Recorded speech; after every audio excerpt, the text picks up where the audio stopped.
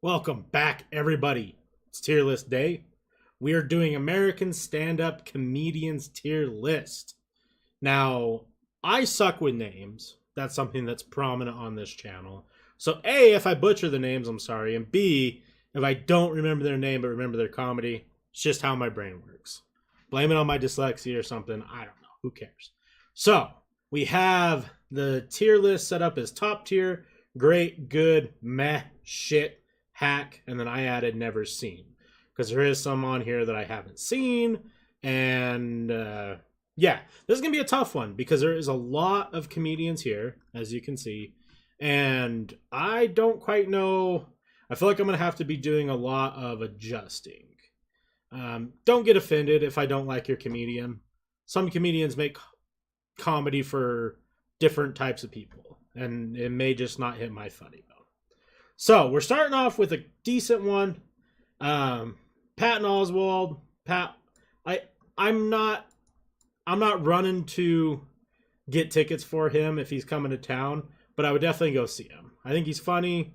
I also really like what his wife does. She does some true crime shit. Um, he's great on podcasts, but he's just not my flavor necessarily. John Mulaney, fantastic, funny. I definitely enjoyed most of his shows. I don't know how much he does podcast wise, but I've enjoyed a lot of his content. I don't know who this is. Monique, she's meh. She's pretty funny. Some of it not necessarily funny to me, but some of it's really good. Steve Harvey, great. Steve Harvey, I loved watching reruns of his stand up during the 90s. Um I had Kings of Comedy growing up. Like, Steve Harvey's a goat for a reason.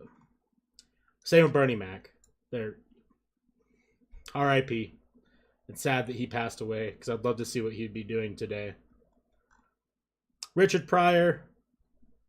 I mean, I feel like it's always everyone's always gonna say top tier because he's like, when you think of Mount Rushmore of like comedy, like greats, like people who really put comedy into a different place. Richard Pryor is always there, and I agree. You can still go back and watch some of his shit, and it still holds up to this day. Phyllis Diller, I've heard the name, but I don't know if I've ever watched it. Joan Rivers, pretty good. She's definitely got some good takes. Dave Attell, for me, is definitely in that great tier list. Maybe even in top tier, but definitely gonna start here and see where we end up. Dane Cook. Uh, Dane Cook was really prominent when I was younger in school, and he got quoted a lot, and then he started making movies and got extremely popular. But this is right where he would be. He's either at the top of meh or he's at the bottom of good. And I just don't know. Like, meh for me doesn't mean bad. Shit and hack mean bad. But meh is like, if it was like $25 to see him like local comedy store, I'm probably going. But I'm not like paying. Like, all these guys, I would like, if I were to rate this, it'd be like shit tier, like, hey, I'm out and about and they're performing and I'm drunk, okay. Meh, I'd probably pay like $25. Good, I'd probably pay like 50. Great, I would be willing to pay 100 plus. Top tier, whatever it is, you know. Carlos Mencia, we all know. We all know. We don't need to rehash it. If you don't know, you can go Google the Carlos Mencia issues, whatever. He's fake. Robin Williams, his stand up is so good, but people are always so shocked when they go and watch it because they picture Robin Williams as the heartfelt, like, the dad everyone wanted, like the grandpa, like the Robin Williams, like he's so sweet. Like, his stand up was raunchy as shit, and it was hilarious. Lisa Lampanelli, I am not a big fan of Lisa Lampanelli. I I get it.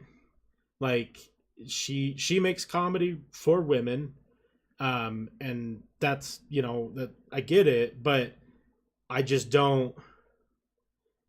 I don't know how to explain it. Like, there's guys who make a lot of jokes about penises, and I don't always. I find like only 5% of it funny because it's got to be clever because it's so overdone. Lisa Lampanelli makes a lot of jokes about her vagina, and it's all the same shit. Like, but I have to give her props. She did create like a whole genre of comedy that's like kind of her own. Like, it's all like the raunchy female comedian. Like, that was Lisa Lampanelli for me. I don't know who Morgan Murphy is. Hannibal Buress is fucking so funny. I really, really like Hannibal Buress. his dry delivery on some of his jokes is just so good. I love him in the Eric Andre show. He's great on podcasts when he goes on them. I really enjoy Hannibal. Ant, I don't know. George Carlin, obviously top tier. And if you go back and watch and listen to the shit that he talks about in his stand-up shows from like the 90s and 2000s, it's all extremely relevant to 2022 and 2023. It is crazy. He's a goat. He always will be.